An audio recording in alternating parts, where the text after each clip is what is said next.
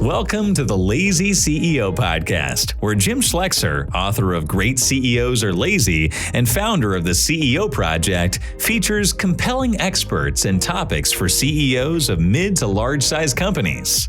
Now, let's get started with the show.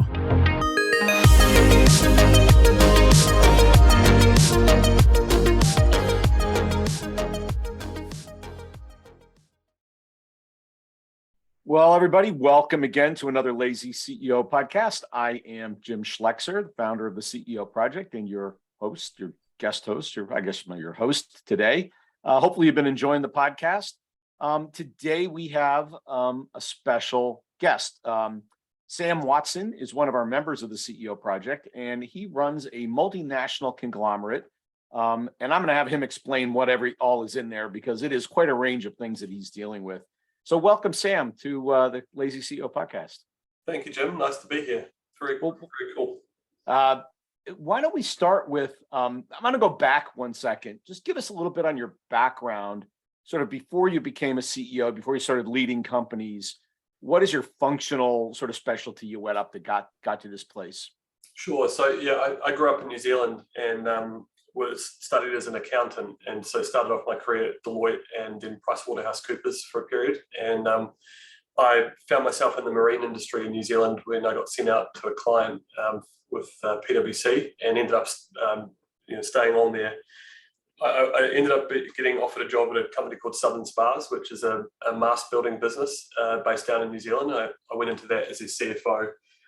And they're part of the North Technology Group where I am today. So that was kind of my foray into our business. And I ran the finance function for that business globally for a couple of years before moving to the US in 2013. And at that point, transitioned into kind of a management role of one of our businesses, and then sort of worked my way up the steps through the business into kind of the bigger one that I'm in now. Got it. So you were an accountant with a personality. I'll vouch for being an accountant. I won't vouch for anything. No, I'll vouch for your personality. So what all is in this group? Because I want to spend a fair amount of time sort of around the multinational element of it and the complexity there, but also you're leading, you'd call them MDs or presidents or divisional presidents.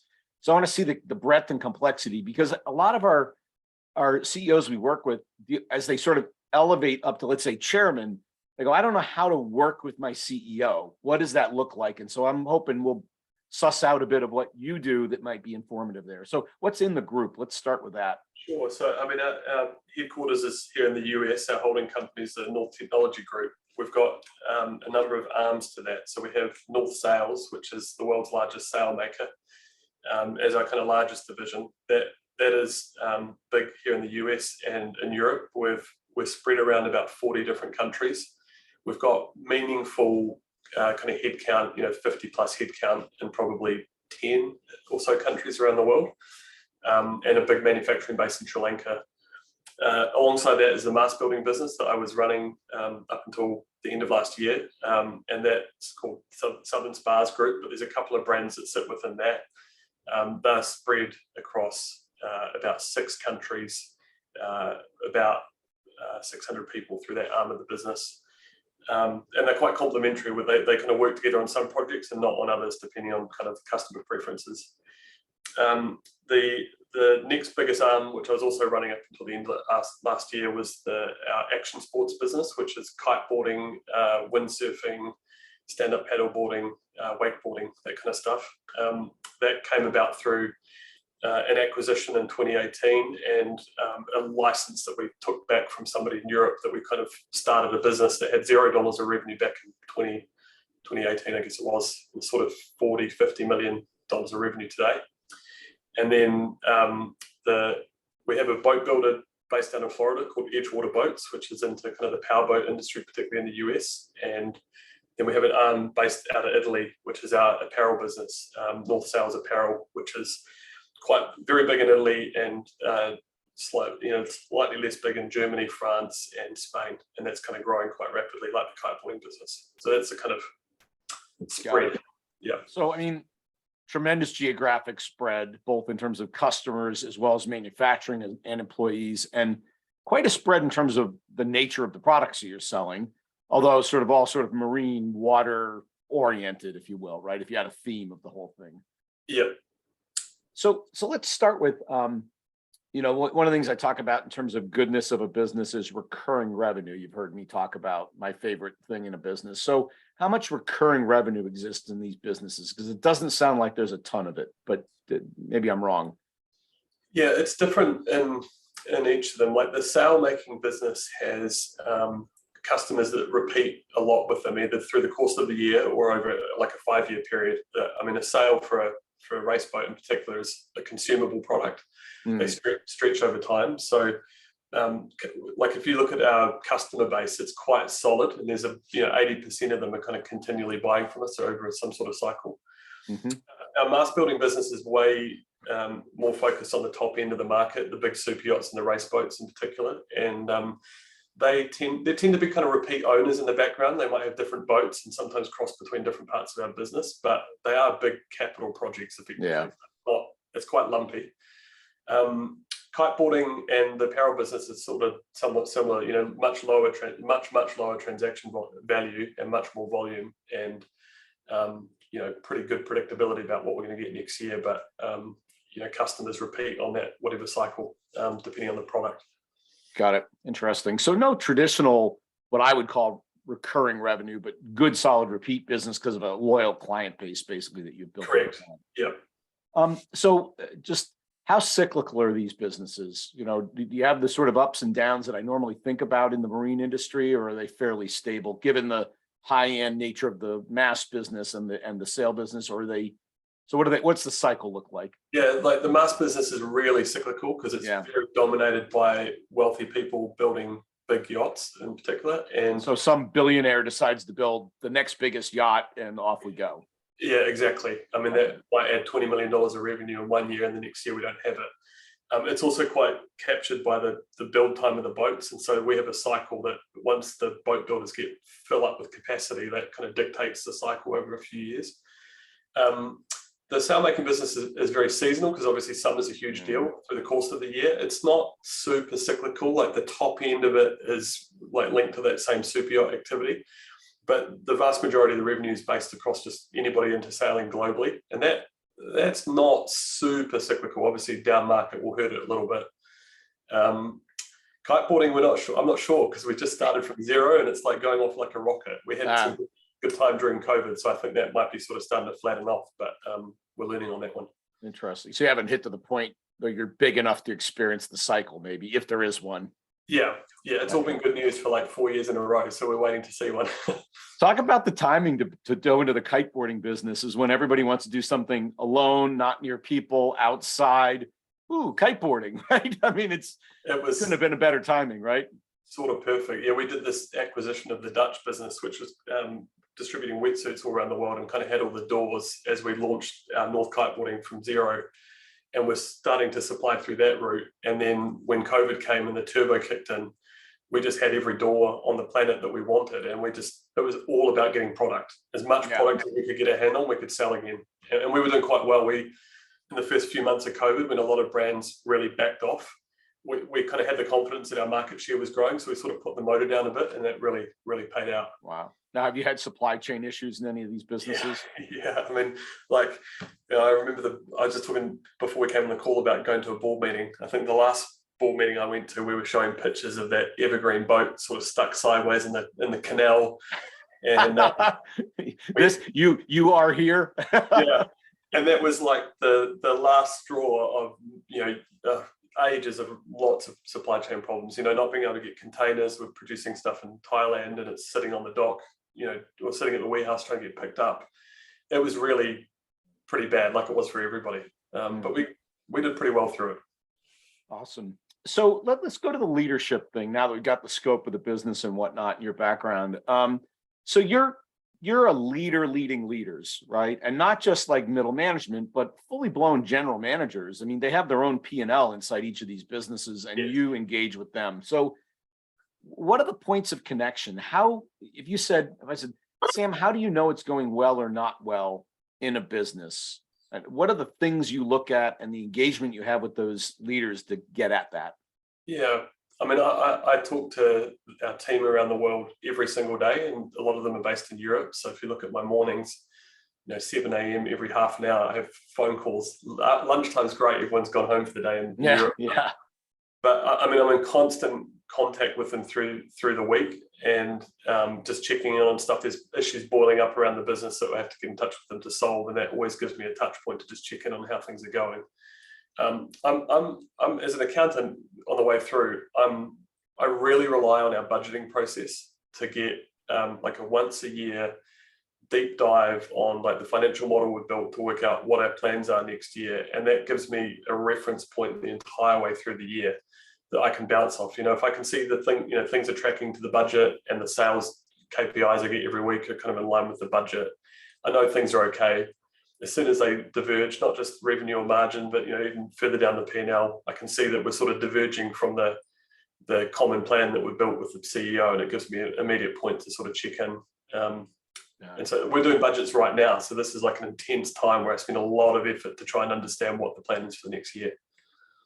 And when you and let's just talk about the budgeting process, because I think this is important for people. It's not just let's come up with numbers, but it's what are you doing programmatically that then drives the numbers, right? So when the numbers are wrong, that something's wrong in the programmatic, in the initiative that they had that tied to those numbers. Yeah.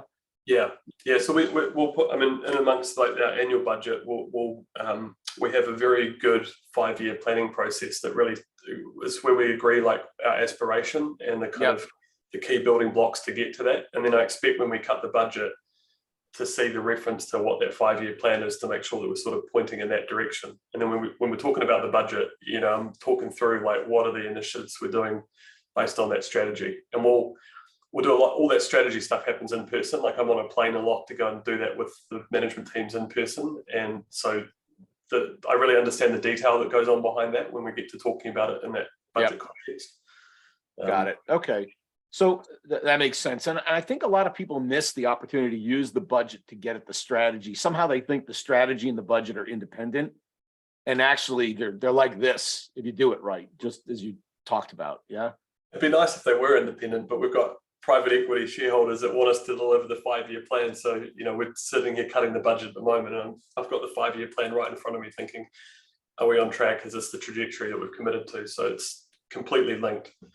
So let's go there for a minute, and I'm going to come back. Well, let's stay on leadership for a little bit. So, because I want to get back to private equity, I got questions around that too. So a lot of time on the phone, a lot of time on planes to get the FaceTime you need. Yeah. Did that change during COVID, and did any of those changes sort of stay in terms of, because I got to tell you, Sam, I'm not on planes the way I used to be on planes. No. And when somebody says, I come for a meeting, I go, how about we just do a Zoom, right? Why has that changed your profile? Are you out of the executive platinum group and down a bit? Or are you still banging the big miles? Hanging on to my Delta. I'm getting on that plane first, baby, no matter what it takes. I lost my New Zealand one. I used to go to New Zealand enough to be pretty good there. But no, it came to a screeching halt during COVID. I didn't travel for a year. I think the first trip I did was after 2 weeks after I got my second shot, and I was straight on a plane to Europe. I went there for a month in like 15 different cities in a month. But that whole period in between time, no travel, all Zoom and Teams. My philosophy going into COVID kind of hasn't changed post-COVID. Actually, I think if you're running an international business that's so spread around like ours, with leadership that you really have to trust and rely on because you're not there on the ground. Like those relationships are built in person, and the quality, you can use a phone or Zoom to check in and to support. But if you're talking about directional stuff, or if you're building trust, that for me has always happened in person. And through COVID, I was just lucky that I'd done so much of that I could coast for a year or 18 months. We didn't have a lot of management change around the business during that period, which is because we had a good team. So I could kind of coast. Post-COVID, I have got back on the plane again. I'm traveling a lot less because as my roles moved from running 2 business units to being kind of in my group role now, I have less touch points in the individual businesses. So I can travel less to go and do the kind of build the relationship support stuff. But I still think it's important. I think it's, maybe if it was a domestic only business, I might feel like I could get away with it a bit more, but it's just the culture difference is so big in the Netherlands versus Spain and stuff as well. I feel like I need to be spending a bit of time there every year to stay connected to it. So interesting. When I ran a global business, I used to say that global businesses are lubricated by beer. yeah. Which is to say, you and I have had a beer, and then the next time I call you, go, hey, Jim, and now it's easy, right? Versus we've never had that quality time.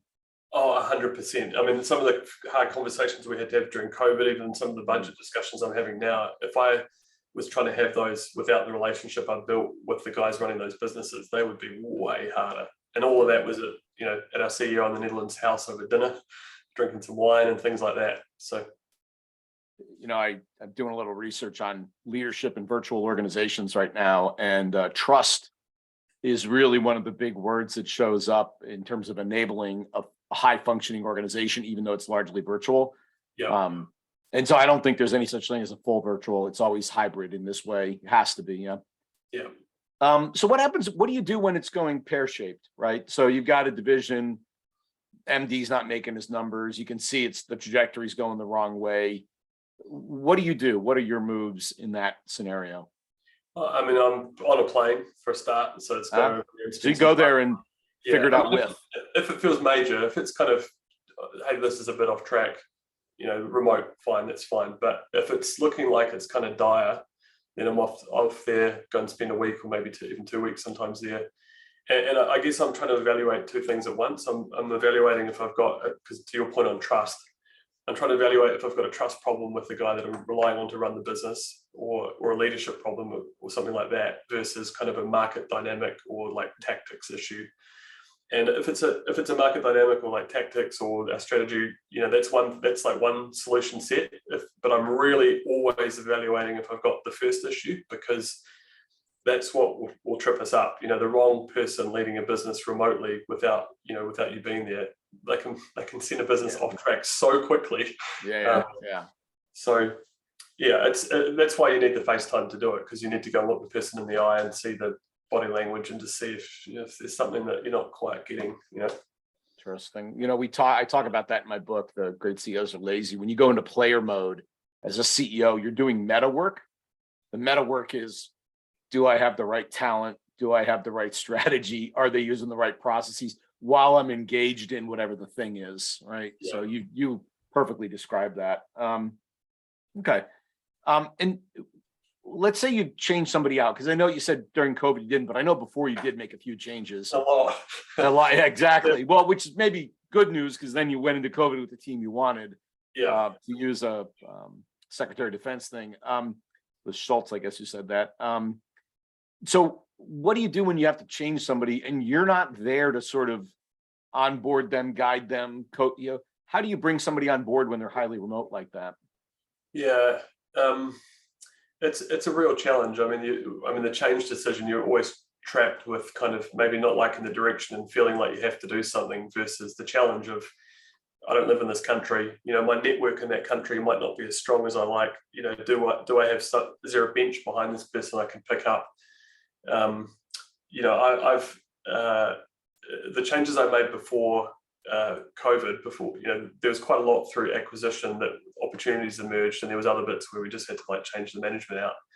I was spending a lot of time in Europe during that period because of the amount of leaders we had in Europe, and I was spending a lot of time on the ground and either trying to spot talent in the teams or working with recruiters to find new talent in kind of adjacent industries, because the marine industry's got some quirks and we wanted some experience with that. And then I spent days upon days with these people, with these leaders kind of afterwards, just sort of, being transparent with them about what the problems were and what we thought the mission was and how we thought things needed to be different. And then lots of checking up afterwards, lots of trips in the first year to see that, I think it's all about the time you invest. The more time that you put into that relationship and sort of getting on the same page, the better outcome you had. So Sam, I'm listening to that and going, how the hell does he scale this when he's got 30 businesses working for him? Well, right. It sounds like that strategy works when you got a handful, right? Yeah. When you got three handfuls, you're gonna. I don't know that you can do that. I don't. You got to do something different. Yeah, no, I think that's right. But I mean, if you've got 30, we've talked a lot in the Inc. program before about how many direct reports you should have. Well, yeah. First time I turned up at the Inc. program, I had like 32. And, yeah, I probably yelled at you at that point. I got a lot of yelling and a lot of laughing when I tabled the org chart. So I mean, the reality is, I mean, something I bought into right at the start was 6 or 8 direct reports is kind of your limit. So if you've got 30 companies reporting into you, you're still never going to have. You can't have 30 people. So that you're in constant contact with, investing time and energy into. So, I mean, part of this is, as we've picked leaders in the business, is obviously the meta stuff you're talking about talent, finding people that can sort of step up behind you at each step. I hired a guy who was my chief operating officer in the mask business. And when I stepped up to this group role, he came in behind me and led that business. And I think that's the same thing. If you're going to go and take on 30, having 30 separate businesses, and you need a team behind you that can help you manage that. So there'll inevitably be a layer between you and the 30 businesses as you go to 30, right? There has to be, I think. Of some sort, for sure. Yeah. Got it. So let's go over to your private equity ownership. So you talked about that. And so let's start with, are they time bounded? Because a lot of private equity groups are time bounded, right? We've got a fund, we need to exit the fund. Therefore, we need to exit our relationship on that time frame. Is that the nature of this, or are they longer term holders? What does it look like? We're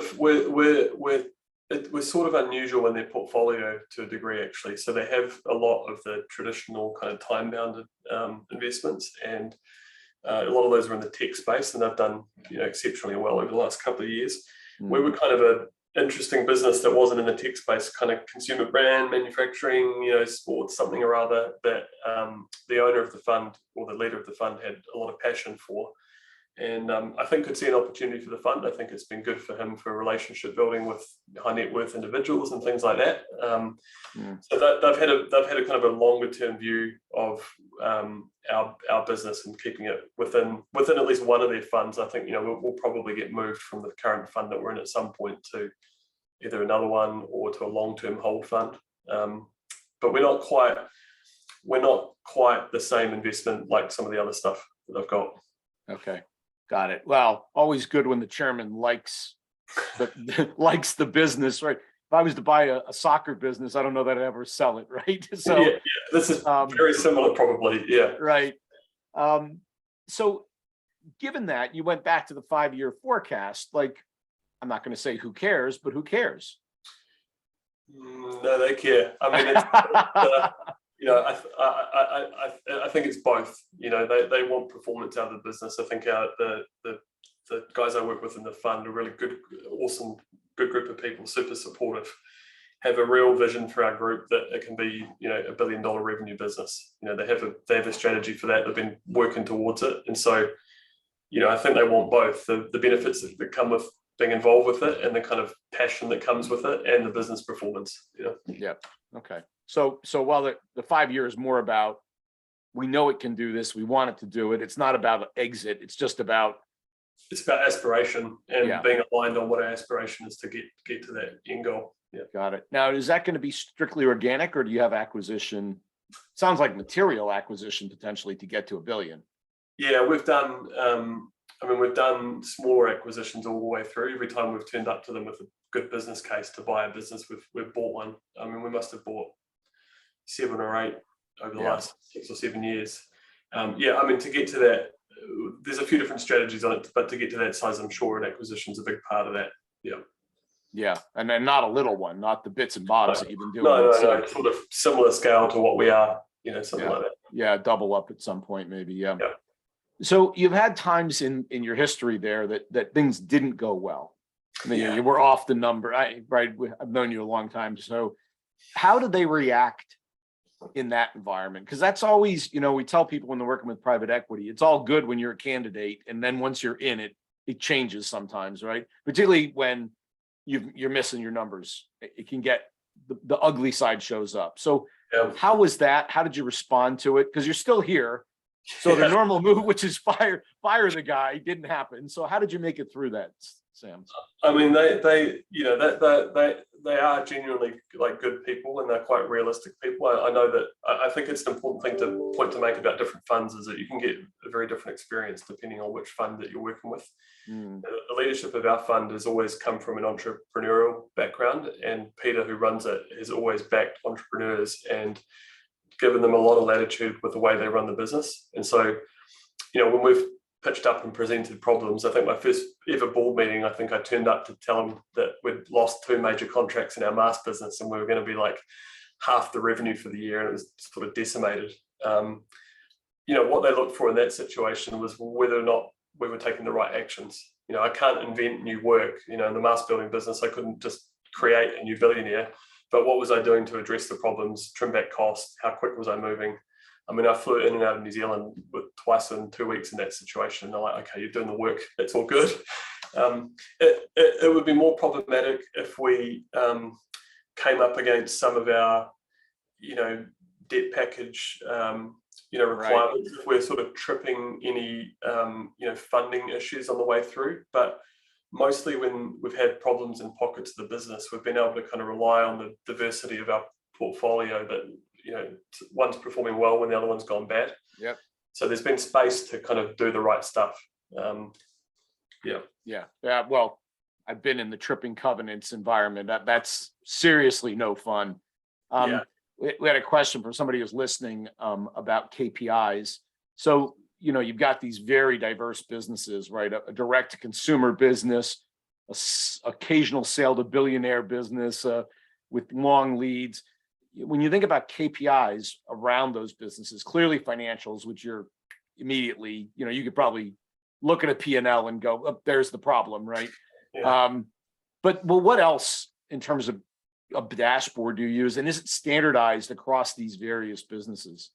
Yeah, it's not, none of the dashboarding that we've got is standardized because they are all really different in terms of the pace of the business, the cycles. The kiteboarding business that I was running was the first time I'd run a business that had the whole kind of buying product from different parts of the world, bringing it in pre-season, the whole pre-order stuff, very different to custom mask building where it's, it's all about labor efficiency and how full your factory is and stuff. So, I'm lucky that I've come up running 2 of the businesses. So the KPIs I look at for 2 of the business units are the ones that I developed when I was running them, and I know them intimately. So yeah. My trick there is to be defensive, so we don't start talking about new KPIs because I know these are the good ones.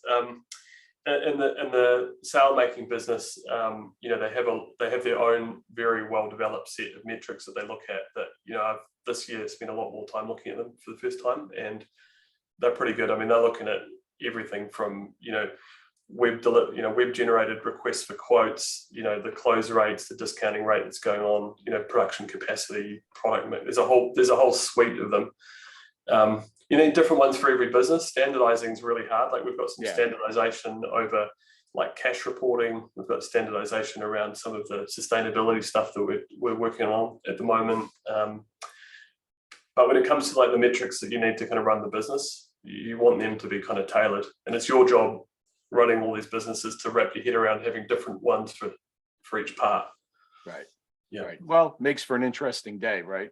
Yeah. It can be a bit schizophrenic sometimes when you go from a kiteboarding call to the mask call straight afterwards and you're like trying to switch from one to the other. Yeah. So like for kiteboarding, you must have helped build them because that was a de novo business for you, right? That was they didn't have a mature leadership team that had already built KPIs that we had a bit of stuff to leverage. So that the Dutch business that we acquired was the best in the market in the kind of wetsuit space for the kind of action sports industry, and so they had a lot of their own infrastructure.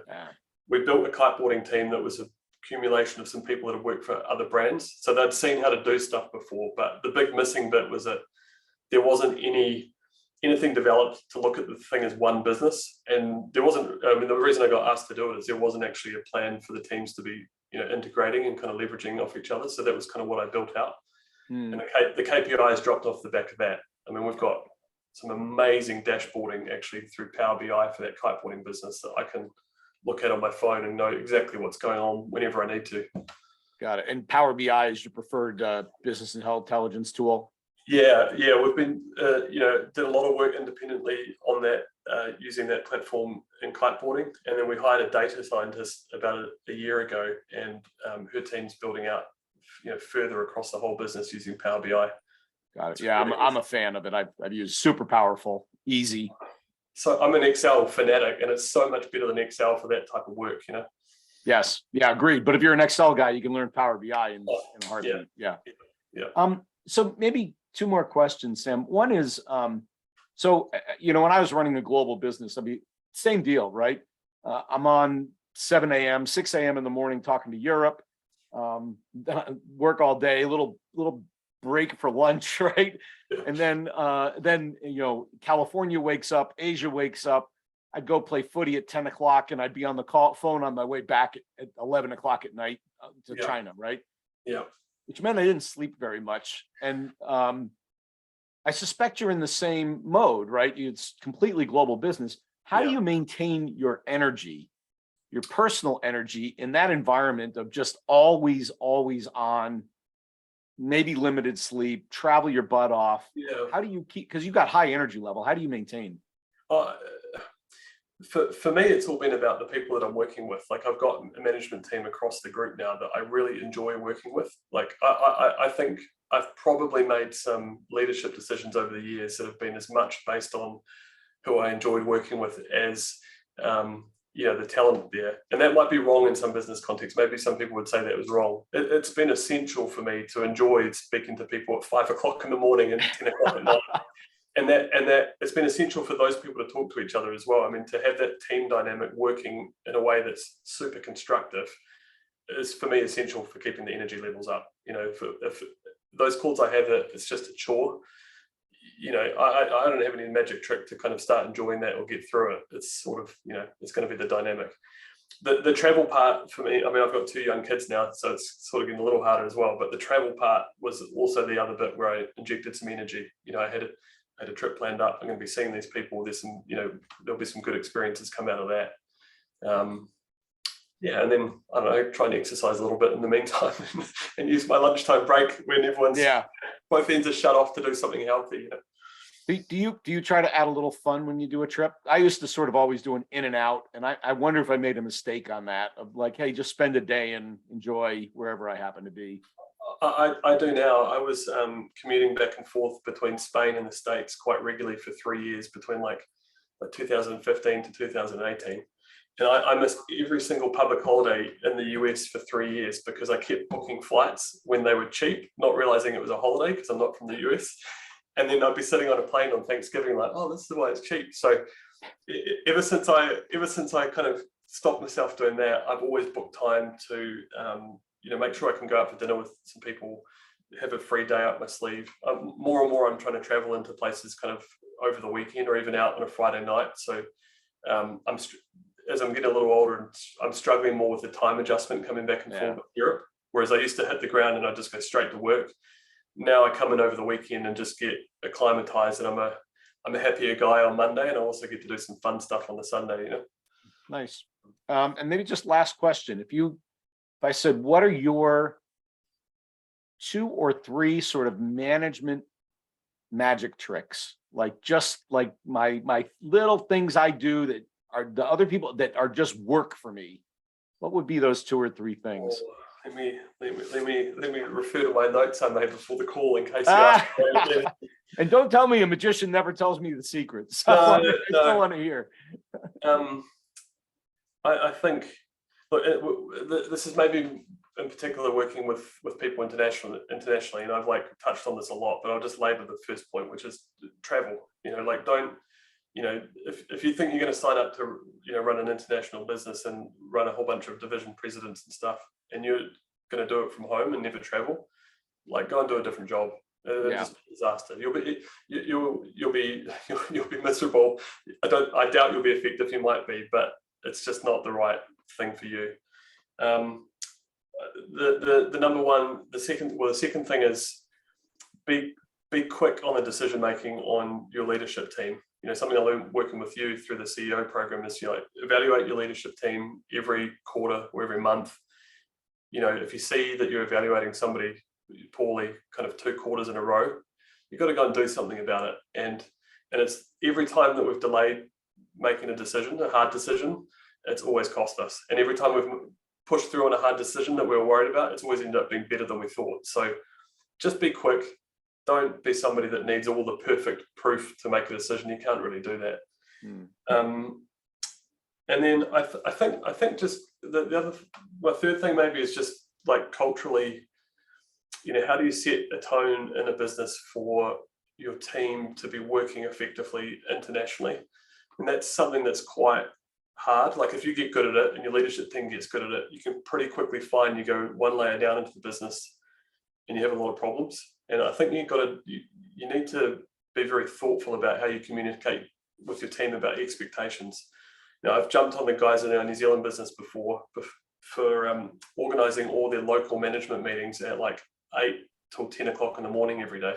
So, hey guys, that's the only crossover time where I can get you speaking to somebody in Spain, and you need to hold it open. You don't have a planned meeting, you need to hold it open so that you can have those conversations. So like, don't schedule meetings to eliminate crossover.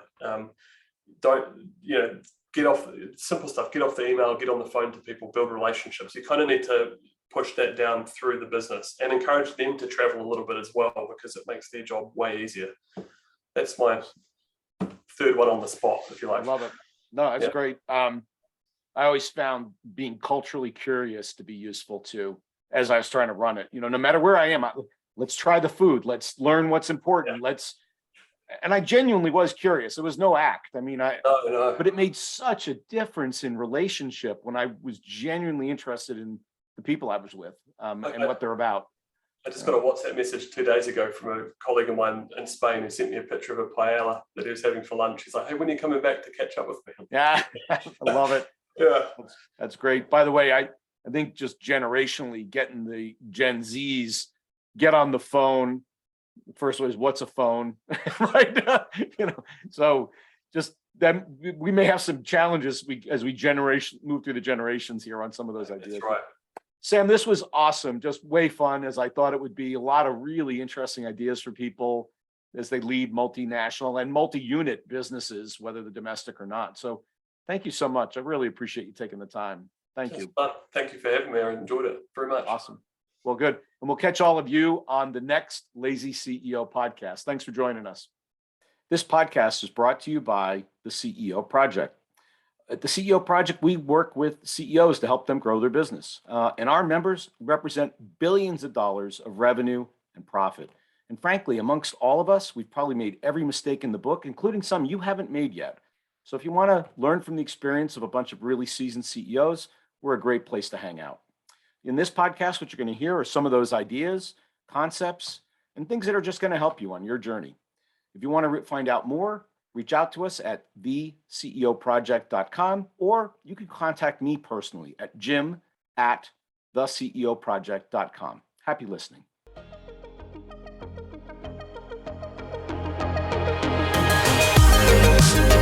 Thanks for listening to the Lazy CEO podcast. We'll see you next time, and be sure to click subscribe to get future episodes, and check out our website, www.theceoproject.com.